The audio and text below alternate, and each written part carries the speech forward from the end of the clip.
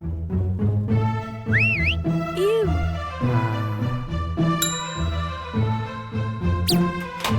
Huh? Oh.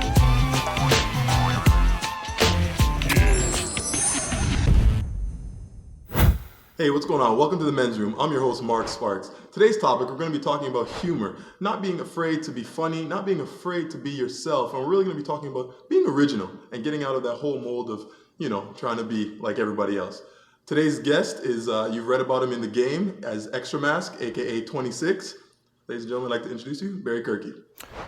I'm a Goldman. So you're not Barry, you're Goldman. Everything is gold, everything has to be gold. The main thing is that girls enjoy gold. And they enjoy gold because they like money. I think I'm the only male right now to have gold male camel toe. If you, go in there. I don't need to go in there. I've brought several golden artifacts today, Oh, that will maybe attract women. Would you like a smoke of my gold cigarette? I won't, but I can hold it for you if it makes life easier. Gold paper, of course, you can't have anything. It's also good to wipe any crotch sweat you have. Here's a great thing. This is where I drink from and I urinate in. I urinate because all of my urine is gold. My mother has always been a fan of gold. Her father used to take her to the gold caves of Non-Kunama. I don't know if you've heard of those Non-Kunama gold caves, but they're very fun. So what have you learned about girls from your mom? Mommy teaches me to impress as much as possible. And the best way to impress is to be golden, to wear gold. Everywhere you go, you must be gold. You do not understand how much gold is important to me in my life. Hey, Goldman. Don't touch it, it's gold! I couldn't resist. We're gonna try to find Barry, and we're gonna come back. Mommy. See you guys in a minute. Mommy.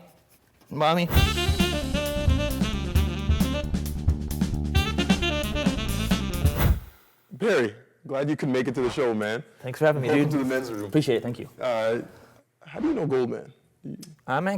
We just met back down there, and I made out with his seizuring body for about 5 minutes or so. We're gonna leave that alone for a little while. Sure. Yeah, That's cool if that's you. But Extra Mass 26. Tell me a little bit about you. I mean, give me the run up to where you're at right now for sure. A virgin till I was 26. Okay. Hence the name. I know it turns into Extra Mask eventually. Right. I used to hang out with my friends all the time, and I had a main core group of friends, like 3 other friends, and we were all virgins. We'd be sitting around, be like watching, it'd be like 12:30 at night, and like Saturday Night Live would be in that stupid part where they're playing the music. Yeah. And it'd be some crap band, and you'd be like, man, there's dudes out there right now, they're bringing their girls home and they're gonna have sex with them. I wonder what sex is like, dude. This sucks. What's wrong with us, right? And they'd be like, I don't know. I'm gonna make some more popcorn. You know what I mean? Give me a Pepsi. But it's cool though, because you guys went from the Pepsi and popcorn crew to yeah. You know what I mean? Found a website that taught guys how to meet girls, and I was like, my friend told me about it, and I said, give me the website. I want to check it out. I started reading it, and I was like, it was really legit. There's little things where you have to improve your eye contact. I couldn't hold eye contact with a girl. I used to have zits all over my face when I was like a kid, and I used to walk down the hallways of high school like this, hoping that my hand would cover up fragments of zits that were spattered across my face. I'd be like talking to girls like this, but if I was talking to a dude, I could talk about anything. I was in sports and football, basketball, baseball. So you never had an issue talking, it was just talking to women. To dudes, I could talk totally good. That's why I think I had half the battle kind of figured out. Right. Because I could talk to dudes, no problem. So you could converse with people. Yeah, I could converse with guys. Right. As soon as a girl came, I was like, humming. I was like that guy from Wonder Years. What was his name? Kevin Arnold. Yeah. I was like, humming with like Winnie Cooper. I tried watching one of those Wonder Years recently. Holy F, does that suck, that show. My whole family used to sit around and watch that, We'd all sit around touching each other's privates. Well, back to the path. You lived in Project Hollywood for a little while. Yeah, I did. And so, that's where, Mystery was running his stuff out of, and you ended up as Extra Mask in the book, The Game. Yes. And so kind of talk about a little bit of that exploits from going from what you're talking about with this, your zitness, as we so royally referred to it, to being Extra Mask. I was hanging out with a guy named Tyler in Mystery for a while, and they both lived in the same city as I did. Right. And we used to hang out all the time. And when a lot of people like that hang out, you can't help but get better, and then it attracts more people that hang out and get better and better, and it just creates this explosion. And it turned out that Tyler went off and made his own company. Mystery obviously had his own company. Right. And they decided to move to LA. And at that time, I was getting pretty good. and I worked for Tyler's company. And what were you doing, like in terms of? I was doing workshops, programs, constantly. Like, you know, I was already approached like thousands of girls, and I didn't think I was that great, but they wanted me to run programs. I guess they trusted me to, so I do thank them for that. And yeah, next thing you know, I'm doing programs for David D'Angelo on his products. Shows, yeah. It's like all this stuff's happening, and I'm like, 1 month I'm listening to David D'Angelo stuff, and I'm like, cool, man, this is amazing. Who's the Ben Orion? Oh my God, give me more, right? And the next thing, I'm the guy on there. You went from from one end of the spectrum to the other end, but you didn't do it in the traditional way. Like, I mean, you're not talking. I did it weird, yeah. Right. I mean, I went out and I used specific canned lines on girls constantly. Hey, I'm thinking of dyeing my hair blonde. Yeah, no, like, I don't know if I'm gonna do it blonde or not. What do you think? Give me some opinions. Oh, wait, I don't get this. I'm thinking blonde or blonde with streaks or like how I am now. That's like how I would deliver it, right? But I was so confident that it would work because I was so convinced. I'm like, I have a cult mentality, dude, right? If there was a religious cult and they caught me at the right time, I would be not the leader, but the assistant to the leader. I'd be that guy. I'd be the assistant, and I'd be like, yeah, the cult rocks, right? And we'd go around, we'd eventually kill ourselves, and I'd be the main guy to convince people, one of the main guys. I know the second main guy. Yeah, I'd be the second main guy, right? Right. Because I do like maybe whatever that guy told me. Right. Yeah, so like I got that kind of mentality, so I was convinced anything I did would work. And when you're convinced anything you'll do will work, people kind of see a genuine kind of sense of appeal in that. Right. How I'm talking to you right now, it's how I would talk to them, but I would be more faster. Right. People would even go to me, dude, are you on coke? And I'd be like, I've never tried cocaine, are you kidding me? Right? And women would respond to this. Yes, they would, but it's simply because I don't think they're really attracted to me, but they saw that I believed in myself and I was into something and I was convinced of it. I come off non-threatening, and I think people tell me I come off likable or something. I think those are important things to kind of try to hone, likability and I had a sense of humor a lot, and I joked around with girls a lot. Right. Now you talk about likability. You talk about humor. Yeah. How did you go from not being able, because there was something that was stopping you. There was a sticking point. There's something that says to you, hey, I can't talk to women, and you go from that to being able to talk to women like a guy, basically, and just kind of dropping whatever you wanted to say to them. When I went out and I approached and I sucked and I was so nervous. And some nights I even went out and I just stood in the corner and I was like, just do it. And then I wouldn't go, and I'd go home, and I'd be like, I'm such a effing loser. And I'd beat myself up, and I'd rip myself apart, and then I'd go out again the next day, and I'd be like, try to bring a friend, and we'd go up and talk to some girls. And these little things that you think suck, they're actually helping you, because eventually you're gonna get sick of sucking and going out, right? I've been there. I was there for like several months where I would go out, and I'd be like, okay, I'm just gonna watch people interact and see how they do it. You might as well So you'd go out and watch other people? Yeah, I did that. That was one of the first things I did. I went and I just kind of sat around. I'm like, that's all I'm gonna do tonight. I'm just gonna watch people interact with each other. Right? I knew I was going to get into it eventually, but why put myself into so much stress where I'm just going to be like, and seizure like Goldman was doing? When you can just watch. Yeah, exactly. I don't want to be like Goldman. Okay. Right? I don't want that, right? That's not a bad aspiration. Exactly. So I went out and I watched. I analyzed. I even had notes. People were like, what are you writing down? I wasn't at a gay bar, but I like to. You'd be at the club and taking notes. Yeah, they'd be like, what are you writing down? I'd be like, fuck you. And what would you take notes on? Like I'd be like, I would write something down like, okay, he gave her eye contact on approaching. You know what I mean? Like, okay, initialize eye contact. Really basic, stupid stuff. I was just making stuff up. I was kind of using my own stuff as I went, but I kind of knew a bit about what the dating environment had to offer. So I kind of looked for specific cues that the dating world said look for these. I'd be like, well, that guy could have did this better. That's what that place says. He would have did better. Because a lot of guys fail when they go out. They try to meet girls and they fail. Right. And that's okay, but a lot of the guys that fail, they keep failing and they don't try to get better. People are lazy in general. That's the good thing about the guys in the dating community. As much as I don't agree with the mentality of a lot of the people, they're not lazy. And they go and they try to figure out new ways. If that doesn't work, they try point A. If that doesn't work, I want to try point B. And you try different tactics. Okay. Right? And I saw a lot of openings there from things I read that I believed in. Right? If you don't believe in it, you're in big trouble. And I started going, I could do this. And you get more confidence by watching them. And you go out there and I say, you know what? And you try to do the whole thing the first few times you go out there. You go, I'm going to try to get a number. Right off the bat. And you don't think that's a good idea? No, I think especially at the beginning, going slowly. Just So talk. going just to talk. Just talk. Say something, ask an opinion. 20 seconds later, disappear. At least you're getting used to it. You're getting your feet wet. What'll happen is once you start talking to a girl, and if you see she's actually interested when you're asking her opinion, you're not going to want to take off. You're going to stay in. So the next thing you know, you're in for 3 minutes one day. Oh, she still wants to talk to me. And you don't even think of leaving, so you're in a bit longer. So it naturally will happen. Right. That's why it's nicer to put yourself in it slowly. Right. Right? Because you'll eventually get invited into it more, and that's a lot more easy to go into than rather force. Oh, I'm gonna do this now. Okay, do this. So she's not ignoring me. So this guy says, plow it in, man. Just say the next thing. So instead of diving, Put you're not yourself like a in that dive. stress. Who the hell likes that? Right, or it's not fun. Yeah, it's not fun. Using the club example, you weren't diving in, you'd kind of... I would dive in it too. I mean, I didn't enjoy a lot of my progression. Oh, okay. But there were parts when I look back and I go, what did I enjoy? And what really did help was me? waiting in yourself. Yeah. And I did. I started to apply that as time went on. Sure. Right? You start to realize that. And you kind of become a new guy again, even when you're intermediate. Right? Because Yep. if that makes sense. So you You're kinda start new. again. And then you're kind of like, well, I'm not enjoying myself. This sucks. You hit that plateau area Right. where like nothing's happening. You're like, well, I was doing amazing. And now I suck. Well, it's good that you suck because you're getting better, right? Every time you hit a bump, you go down a bit. You go, it's like classic, routine, cliche Absolutely stuff. growing. Right, you go down a bit. Don't worry. I remember I was down a bit, man, for like 6 months once, and I was like, this is real bad. I was like, I didn't get any phone numbers for like 6 months in between at one point.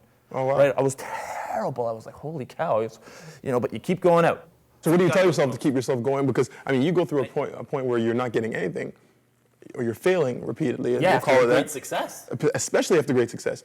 It's hard on your mental. So what do you tell yourself to keep yourself going? Well, like I used to be really in the working out, and I know that if you want to keep the benefits of working out, you got to keep working out. You slack off, all that work you did that was very hard will just go away, right? And I'm not saying everything you learn will go away. I mean, it'll never go away. You're always keeping it, right? But the longer you keep at something, the more you remember it. The more you remember it. Absolutely. I love the weight room analogy because it's just like even though you don't forget how to do the bench press, you can't lift the same weight if you stop lifting for a long time. Exactly. I got a question the other day. It's like, the guy had statistics. He goes, okay, I've been doing this for 8 months.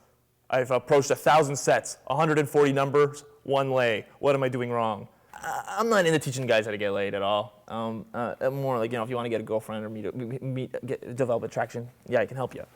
I think to do that, unfortunately, the best place to get good with girls very fast is to go to clubs, bars, anywhere there's a social event. Because if you make a mistake, there's another group over there, there's another group over there, there's another group over there. You can go to another club right over there, especially in big cities. If you're in a small city, well, everyone's like, well, what if I go to a small city and it's the same people all the time? Right? Well, then go to a mall. If you're in a really small city where people even see you the same thing in a mall, then I'd say go travel out of town. All right? Stop complaining to me. Right, yeah. Really? Yeah. I mean, like, what am I going to do? I'm going to create people there? Right. You know what I mean? So, yeah, go out and approach. I literally, when I got good, when I was trying to get good at this, I worked a job at a bank, and I used to get up at 6 in the morning. I used to travel 45 minutes all the way to go to the work. And then I drive home. So I said, I want to get good at this. I need to go out at least 4 times a week because that's what Mystery said. Cult mentality. He said this, I do that. Right, you know what I mean? right. I'm not saying it's the right way to be, but that's the way I went. Right. And I would probably still do it that way. That's the way I do anything, man. If I'm going to do it, I'm going to do it full out. I have the mentality, and maybe I can just offer this, like, just keep going out. Just keep going out. It sucks. And those nights where you don't want to go, like, I just want to watch a movie. Just put on a movie. I just can't deal with this anymore. I can't deal with it. Just go anyways. Just go anyways. It'll suck. You'll suck that night probably, but eventually you'll get it together. Go out with a few guys. Go out and actually approach more girls. You're gonna suck, and I knew I'd suck. I was sucking and sucking and sucking, and I started getting worse and worse. But eventually you get out of it, and it actually helps you because you actually learn a lot when you suck. And also too, if you're getting rejected after constantly, or you're just not getting numbers, or girls aren't phoning you back or whatever, I mean, you're still talking to lots of girls and developing ways to communicate socially. Everything that you're doing that's negative can be always converted into some sort of a positive or some sort of humor. For sure. Where you could develop that into a positivity. So a guy comes to you and says, hey, I can't talk to girls. I don't know what's going on. I'm not funny. I'm not going to run down the street in a thong. I'm not going to make out with Goldman backstage. I'm not going to do that stuff. Yep. But so how do I be funny? What do you say to me now? I basically put, I bring him in, I spit on his face, and I say, be effing funny now. I was just joking, by the way. Oh, good, good. Well, I get a lot of questions like, well, I want to be a guy who can at least amuse myself. Right, and if you can amuse yourself and people see that you're amusing yourself and you're genuinely amusing yourself, then that's going to be attractive to women because you're amusing yourself. And they might not exactly think that what you're doing by amusing yourself and making yourself laugh is funny, but they like the fact that you're making yourself laugh and that's attractive, and then that becomes funny to them because they like you for that. Everyone tries to be funny, and people, a lot of time, unfortunately, they're afraid to tell a joke. That's why I hate when I go out and I'm with a bunch of people, and I'll make a weird joke, maybe off the cuff, maybe something weird about my dad in the basement. You know what I mean? He likes to touch me, right? Me and my dad joke about that, for crying out loud. He comes over, he touches me on the shoulder, like, want to go in the basement, right?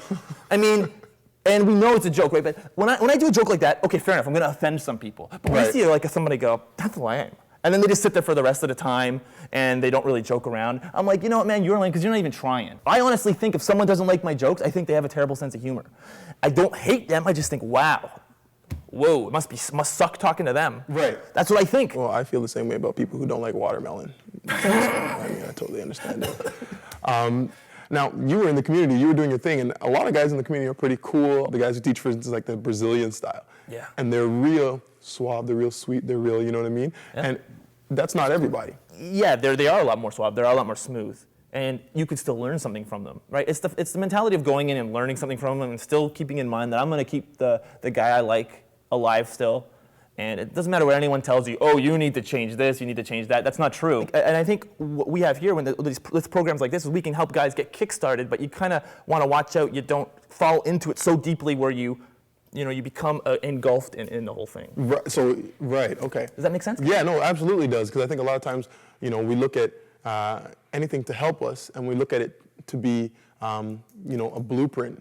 And we want it to be like, oh, this is how it's supposed to go, and I'm engineered to do. Whereas you're saying, use it as a kind of a starting point. Yes. But be original. Do what works for you. And the things that make you interesting as a person are the things that you do in your everyday life normally. Right. I mean, what I did is I gave up all those things, and later I was thinking, wow, I'm really becoming like a shallow guy. The reason I actually went in is I just wanted a girlfriend, dude, man. And the way a lot of the stuff online teaches you, it teaches you, hey, man, you got to do this, and you got to be a player before you can be a guy who can get a girlfriend. And you know what I mean? I started looking at that when I was in Los Angeles. I'm like, I'm developing a lot of traits that I liked in myself, and I'm losing a lot of things I liked in myself. And I came back, and people were like, well, look at you, though. You're good, man. Like, you fixed the problem, so that is the right way. People say it to me all the time. And yeah, you're right. Go ahead, do it that way. I'm just trying to give you an idea of how, looking back in retrospect, how you can probably be a bit happier and go that way and not get sucked into it. Because unfortunately, there's a lot of shallowness in the world of trying to learn how to become dating. Because you can get pulled into the whole thing of, I got to be a player, and a lot of players are self-centered.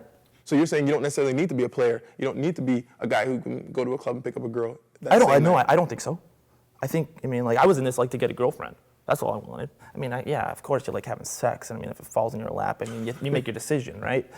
But and I went through that whole thing where you run out and you're like, yeah, right? Like, hey, ladies. You know what I mean? You got like the crazy hair and mohawks and all that stuff. Right. And everyone will go through that probably, but I don't know, man. I think there's a lot of guys who do go into this and they want to obtain a girlfriend, and then they get kind of pulled in this other direction, and they kind of just go that way because it's so attractive. It's so fun looking. Right. It looks like the way to be. Right. Man, I've lived with a lot of these guys. It's not that fun. Incorporate what's important to you in life. If you like playing baseball, if you like watching football, why should you give that up? I used to watch NFL all the time. I gave it up, man.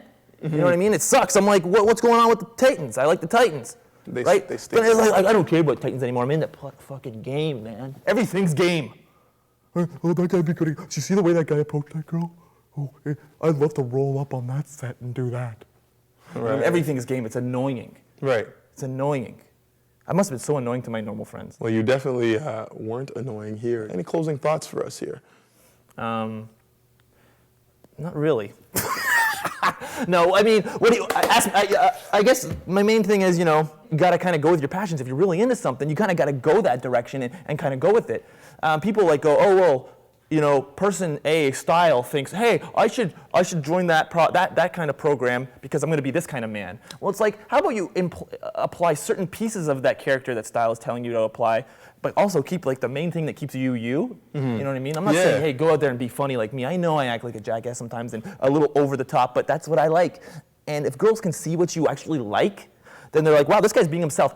He's annoying. He's kind of really annoying, but you know what? I'm attracted to the fact that he's actually doing his own thing, and that develops attraction. And really, when it comes down to it at other deeper levels, everyone's probably a pretty good person at the end of the day. Right. And when you get to know that woman, and guys who've been in relationships, they know that there's another level there. I know. I understand what you're saying. Kind of more of the core of who you are. Right. And I think that's what women are looking for, to have a companion that's like that. And I think men are too. Men don't want to go, yeah, I'm looking for someone who I can really connect with deep. Right. And that's really gay, right? I might as well start filleting you right now if I was going to do that. I loved what you gave me, man. Thank you for having me. It was fantastic having you on the show. Thanks so much for having me. I Appreciate you coming out to the men's room. All right, guys, let's take a look at our 5 takeaway points from Barry. Point number 1, women like funny guys. That's a fact. So inject humor into your interaction with women. When you're convinced and confident that what you say will work, you'll have much greater success. Point number 2, feel good about trying new things. Even if they don't work, it'll make you better and you'll have new experiences to draw on. Also, go out and watch other people. It'll help you discover what does and doesn't work very quickly. Point number 3, stay focused, stay motivated. Getting good will take some time, but it's important that you don't get lazy and stop going out just because you had some bad nights. Work through it and force yourself to go out. Point number 4, focus on amusing yourself and your friends when you go out. Girls like guys who like having fun. Being the life of a party will be very attractive to her. Point number 5, incorporate your passions into your interaction with women. Talk about what you love to do in life and be present in the conversation. If you're gonna do anything, do it full out. There's no such thing as failures, only opportunities to learn. And in life, class is always in session. I'm your host, Mark Sparks. We'll see you next time in the men's room.